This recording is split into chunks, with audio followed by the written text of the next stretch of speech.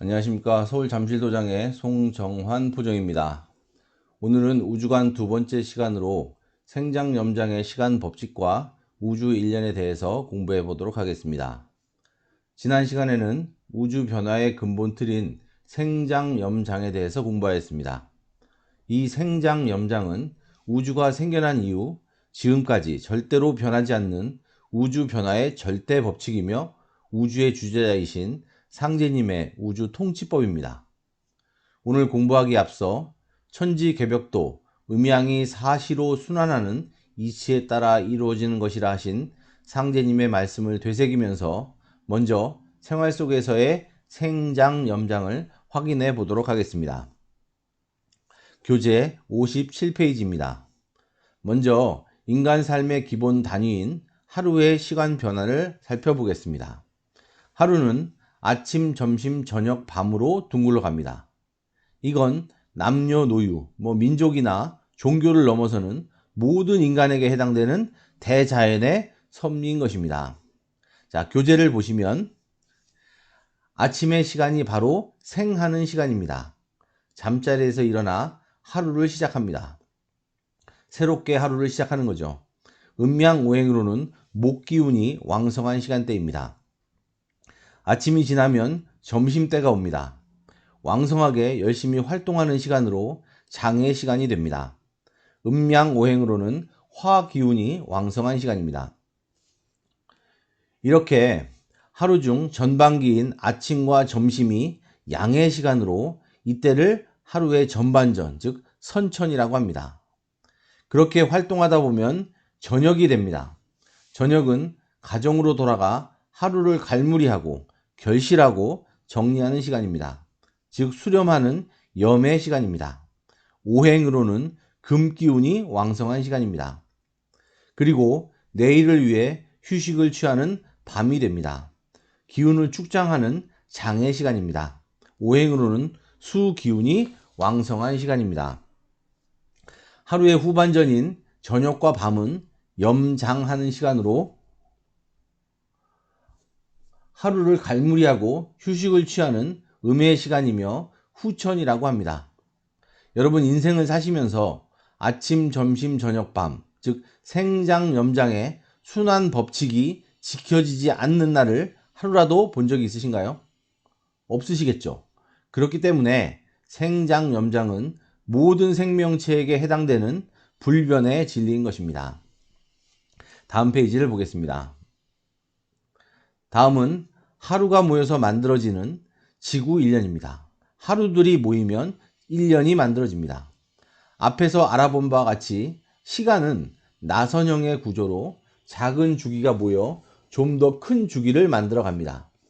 그런데 시간은 그 주기가 커지더라도 그 순환의 법칙, 즉 순환의 방법은 똑같이 생장염장입니다. 지구의 1년도 봄과 여름이라는 나아서 기르는 생과 장의 시간이 지나면 가을과 겨울이라는 거두고 쉬는 염장의 시간으로 영원히 순환합니다. 양의 시간대인 봄과 여름이 선천의 시간이며 그때는 모든 생명의 진액이 뿌리에서 이파리 줄기로 뻗어 올라가는 작용을 합니다. 그리고 음의 시간대인 가을과 겨울은 후천이 됩니다. 이때는 생명의 진액이 다시 뿌리로 되돌려져 내려오면서 열매를 맺게 됩니다. 지구 1년을 음양오행으로는 봄은 목기운이 왕성한 목왕지절이라고 하고 여름은 화왕지절, 가을은 금왕지절, 겨울은 수왕지절이라고 합니다. 그리고 여기서 아주 중요한 개념을 하나 설명드리겠습니다. 음양이 사시로 순환하면서 즉 선천과 후천이 교대로 순환을 하다 보면 선후천이 바뀌는 순간이 생기게 됩니다. 선천에서 후천으로 넘어가는 순간, 즉 여름에서 가을로 넘어가는 순간, 그리고 후천에서 선천으로 전환되는 순간, 겨울에서 봄으로 전환되는 순간, 이런 순간을 개벽이라고 합니다. 즉 음양의 질서가 서로 교대되는, 충돌하는 순간입니다. 개벽이란 말은 하늘 열릴 개자와 땅 열릴 벽자로 본래 천지개벽에서 온 말입니다. 하늘과 땅이 열린다. 즉 하늘과 땅이 새로운 질서로 전환된다는 뜻입니다. 종말이나 말세와는 전혀 차원이 다른 말입니다. 기존의 질서가 끝맺음을 맺고 새로운 질서로 다시 시작한다는 뜻입니다. 우주는 이렇게 선우천을 통해서 개벽운동을 하며 시간의 질서를 바꾸면서 영원히 순환하며 존재하는 것입니다. 그중 선천에서 후천으로, 즉 여름에서 가을로 전환하는 개벽을 후천개벽 또는 가을개벽이라고 하며, 후천에서 선천으로, 겨울에서 봄으로 넘어가는 개벽을 선천개벽 또는 봄개벽이라고 부릅니다. 이런 선후천 개벽 현상을 상제님께서는 천지개벽도 음양이 사시로 순환하는 이치에 따라 이루어진다라고 하신 것입니다. 자, 다음 페이지를 보겠습니다. 자, 다음은 1년들이 모여서 만들어지는 것이 한 사람의 인생입니다. 자, 그런데 사람의 인생도 역시 똑같이 생장염장으로 돌아갑니다. 인간은 누구나 철부지 꼬마로 인생을 시작합니다. 이 시간을 유년기라고 하는데 생의 시간입니다. 이때는 키도 빨리 크고 하루하루가 다르게 성장을 해 나갑니다. 목기운이 왕성한 시기입니다. 그러고서 시간이 지나면 청년기를 맞게 됩니다. 혈기 왕성하고 몸집도 커지고 활력이 넘치는 시간을 보내게 됩니다. 이런 유년기와 청년기가 생장의 시간이며 양의 시간이고 인생의 선천 시간입니다. 자, 그런데 그렇게 쑥쑥 자라고 혈기 넘치던 사람도 어느덧 30대, 40대가 되면 아무리 먹어도 키가 크지 않으며 성장보다는 안정된 생활을 하려고 합니다. 그래서 결혼도 하고 가정을 갖고 자식을 낳으며 원숙한 생활을 하기 시작합니다. 그때를 장년기라고 하며 인생을 수렴 결실하는 염의 시간이 되겠습니다. 그리고 결국 늙고 병들어 삶을 마감하는 노년기를 맞게 됩니다. 그렇게 인생의 생장염장을 보내고 그 후손들이 계계승승하면서 이 생장염장을 반복하게 되는 것입니다. 자, 다음 페이지를 보겠습니다. 자, 다음은 인생을 넘어서 좀 더 큰 시간 주기를 알아보겠습니다.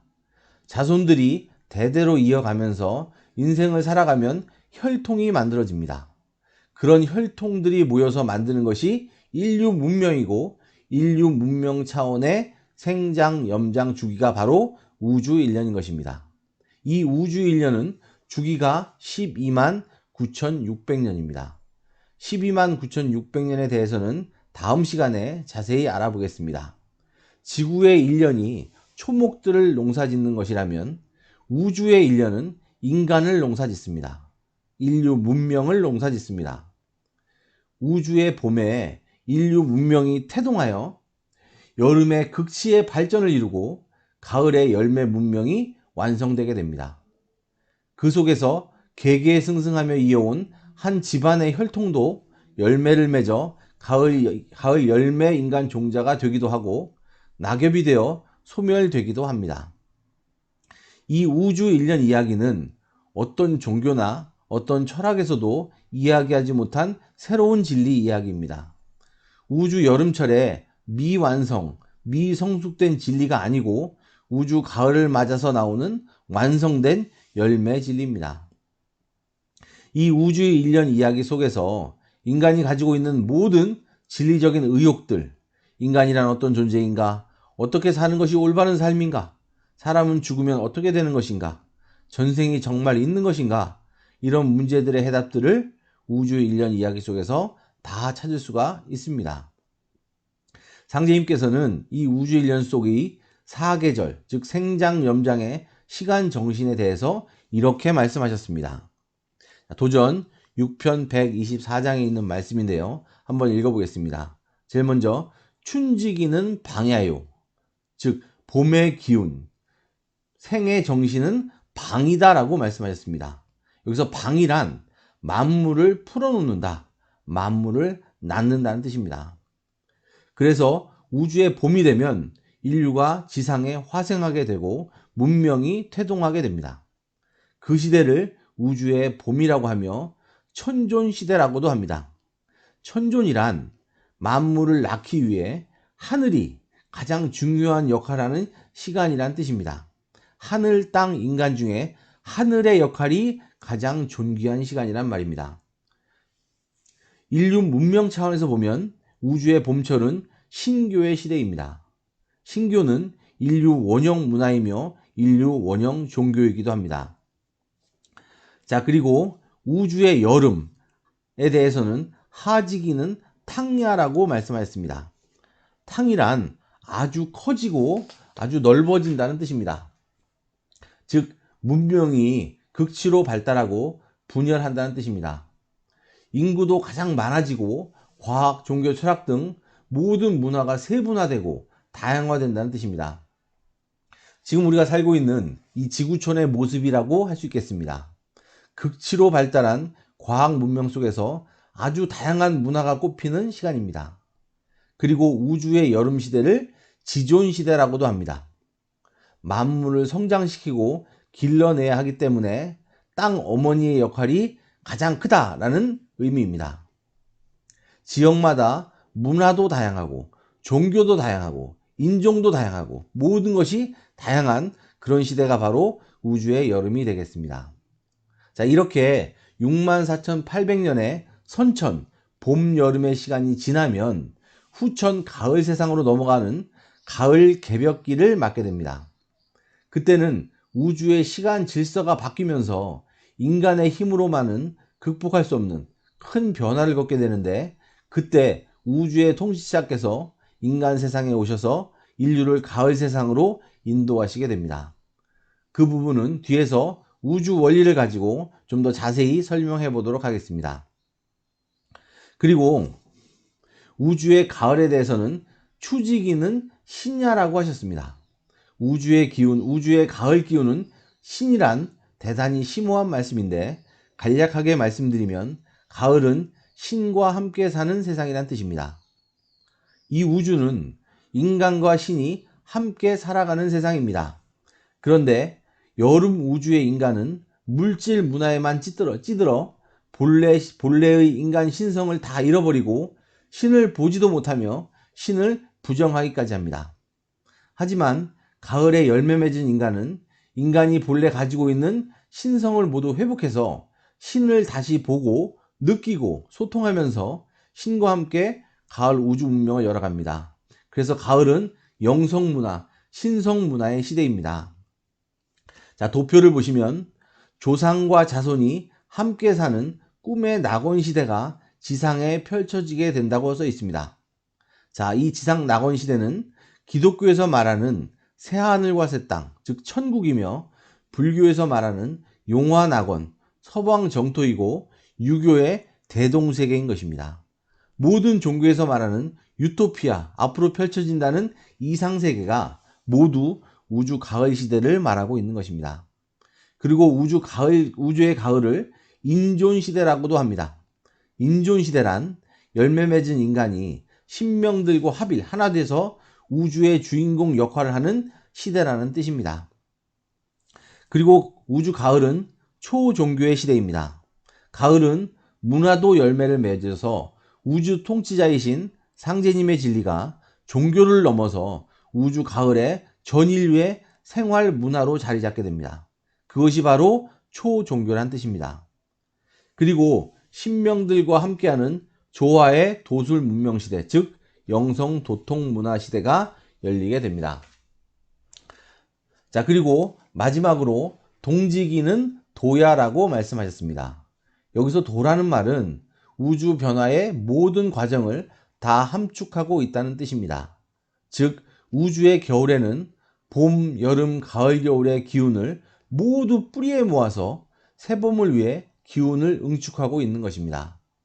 겨울철 나무를 보면 이파리를 다 떨구고 생명활동을 멈춘 것 같지만 그 땅속의 뿌리에 모든 생명 에너지를 모아서 새 봄을 준비하고 있는 것입니다.